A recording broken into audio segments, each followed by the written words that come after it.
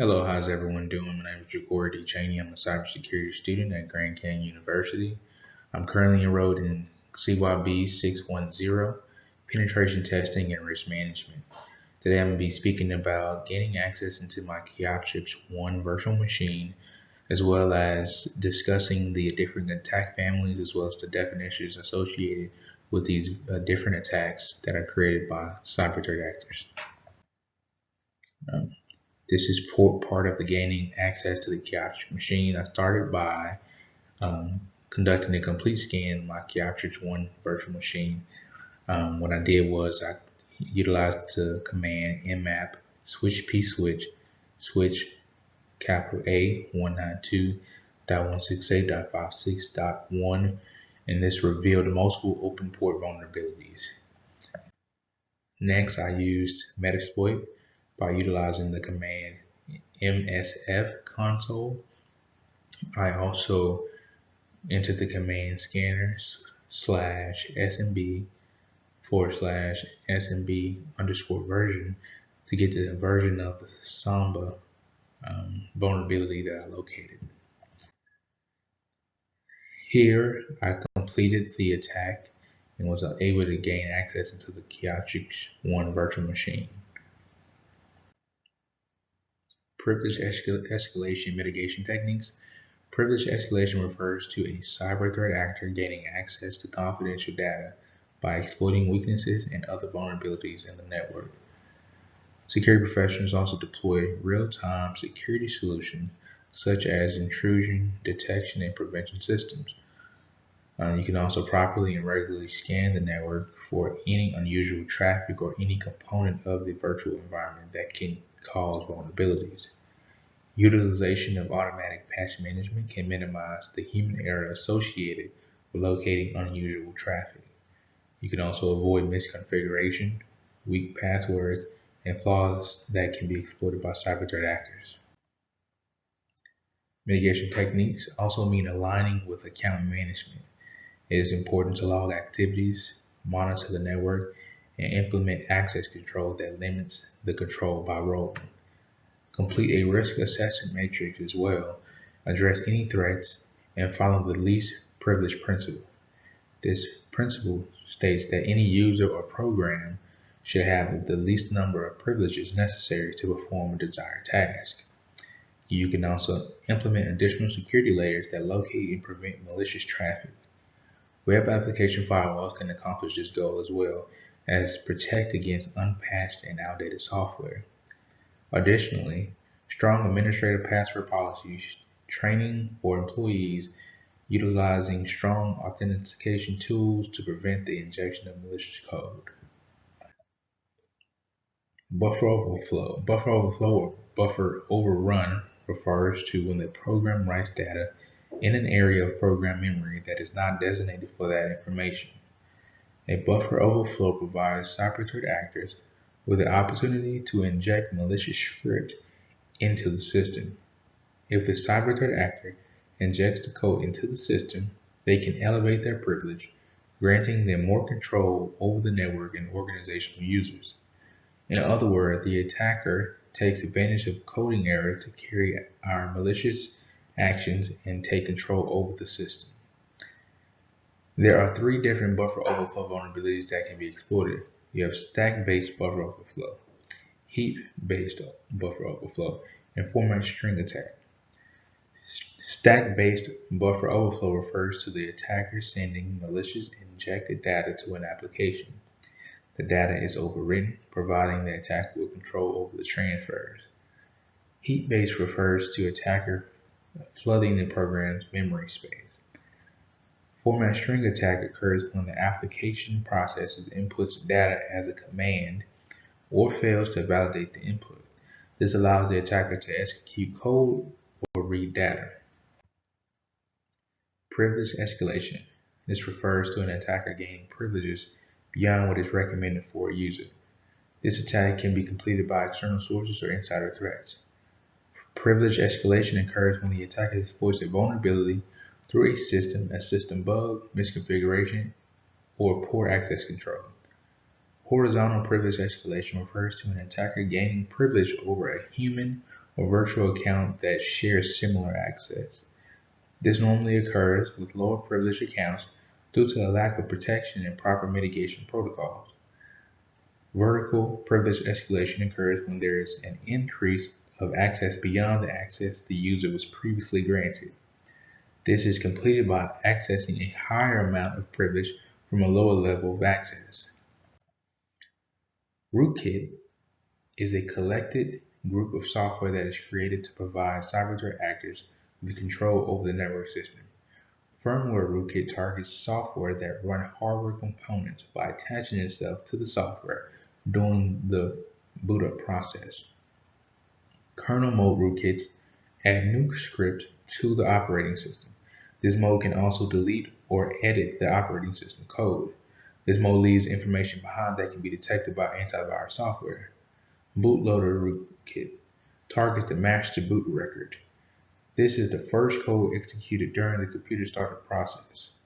The rootkit attaches itself to the master boot record. It can hide and it will not appear in the standard file system, making it difficult to detect. Virtualized rootkits occur prior to the operating system booting up. It attaches itself deep into the computer, making it nearly impossible to remove. User mode rootkits attempt to change the application programming interface by modifying the behavior. Administrators can receive false information due to the rootkit displaying false information, accepting system calls, filtering the output process, and hiding presence. Although these rootkits pose a huge problem for organizations, they can be detected. Memory rootkit loads and attaches itself into the RAM. While active in the RAM, it can consume resources and slow performance. The memory rootkit is erased after the system is restarted. A Trojan is a virus, in particular malware, that downloads onto a computer disguised as a legitimate application. Cyber threat actors typically utilize social engineering attacks to disguise and send these attacks. Trojans cannot replicate by itself. A user must download the Trojan injected program for the virus to work. Backdoor Trojans allow the attacker to be granted remote access to a computer and gain control using a backdoor or secondary secret entry point. Banker Trojans refer to the attacker targeting users' financial information and institution. The Trojan attempts to steal the account data. Distributed denial of service Trojan refers to the attacker sending the Trojan, causing it to flood the network with traffic. It sends multiple requests and causes the system to shut or slow down. Downloader Trojan occurs when the Trojan targets a computer that has already previously been affected by malware. Once this is located, the Trojan compounds the malware on the same computer. Exploit Trojan is a malware program that contains malicious data that seeks to exploit vulnerabilities within applications. Fake antivirus Trojan refers to artificial antivirus software that is malicious. The attacker seeks to deceive users by getting them to download it and making them believe they need it to prevent the Trojan. When they download the software, they also download the virus. Game Thief Trojan is designed to collect user account information via online games. This can be debit or credit information or registration or login information. Instant messaging Trojan targets popular messaging services by attempting to steal login and password information.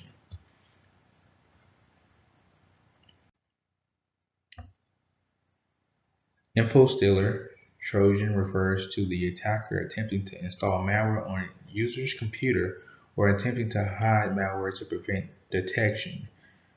Malfinder Trojan attempts to steal stored email addresses located on the computer. Ransom Trojan aims to negatively affect the computer's performance or shield data on the device. The goal is to ensure the user cannot access their data. The attacker will hold the device hostage until a particular ransom is paid. Remote Access Trojan provides the attacker control over the user's device. The control over the device continues remotely, and the attacker spies and steals information. Rootkit Trojan is malware that conceals itself once attached to the computer. The purpose is to prevent the detection of the malware. Short message services. Trojan affects mobile devices by sending and intercepting text messages. Spy Trojan is designed to attach and hide on a computer with the goal of spying on the users. This can include utilizing the camera, logging keyboard actions, and tracking login data. Sunburst is an artificial SolarWinds digital signed file name. The file name contains the Trojan backdoor that remains dormant for 2 weeks. While the Trojan is active, the Trojan can receive commands, transfer data, execute, and halt system services.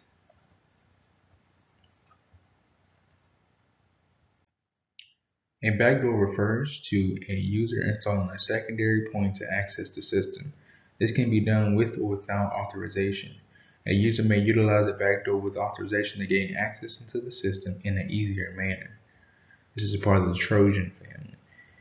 An attacker may gain unauthorized access into the system and install a backdoor. Once a security professional purges the system and eliminates the malware, the attacker may easily re-enter the system utilizing the previously installed backdoor. Built-in or proprietary backdoors are created by the software developer so they can quickly move in and out of the application. It is possible for attackers to access these built-in backdoors and use them to negatively affect the system. A computer virus is a malicious code that is created to spread from device to device. This malware self-replicates and is designed to damage or steal data. They self-replicate in an attempt to flood the network. They damage programs, delete files, and format hard drives. Worms are viruses that do not require user actions to spread from device to device. Trojans hide within legitimate programs to spread itself through networks and devices. Ransomware encrypts user files and data to deny access to the network by authorized users. The attacker then names a price to the user that must be paid to give them access back to the network through the use of a decryption key. Return-oriented programming refers to the attacker executing code on the target system. The security exploit technique allows the attacker to control and manipulate the flow of existing software that is running on the computer. Return-oriented programming techniques are often referred to as return to libc or return to PLT methods. The call stack is an information component that controls the execution of the application. A stack buffer overflow refers to the data being written on the stack and the length of the memory that is attached to the buffer. This causes the allocated memory space to be overwritten. Buffer overrun ensures that the function does not properly perform balance checking before storing user data into the memory. It will accept more data than it can properly store, causing a flood of the memory. If the data is written onto the stack, the access data may overflow the allocated memory space. Stack canaries add a regularly validated integer value at a specific point, allowing the program to self-terminate if the stack is overwritten. Data execution prevention prevents the execution of code. These tools can prevent a buffer overflow. Common social engineering attacks. Phishing refers to attackers utilizing an email that is structured as a legitimate email that contains a malicious link. The goal is to get employees to click on the link, providing the attacker access to the network. Spear phishing refers to attackers sending phishing emails from a known or trusted source to convince employees to click on a malicious link. Vishing refers to the attacker contacting a user over the phone and attempting to be deceitful and obtain confidential information. Smishing refers to the attacker contacting a user via text message and attempting to deceitfully obtain confidential information. Whaling refers to the attacker posing as a high-ranking official. It normally contains a time-sensitive message attempting to get users to click on a malicious link. Baiting refers to the attacker convincing the user to provide confidential information by promising something for free or a great deal. Honey trap refers to an attacker utilizing a romantic relationship to deceive users into providing them with their confidential information. Pretexting refers to the attacker pretending to be the IRS or another governmental agency to convince users to provide them with their confidential information. Watering hole refers to an attacker infecting a legitimate website with malware that target users that visit those sites. The goal is for the attacker to obtain user login information for the websites. Tailgating refers to an attacker following an authorized user through a restricted point to gain access to confidential information. Scareware refers to the attacker utilizing a scare tactic through a pop-up window, attempting to convince the user to download software to protect themselves from attacks. Once they download the link, the real virus is downloaded onto the user's computer. Thank you so much for your time. So list of references I used to complete this PowerPoint.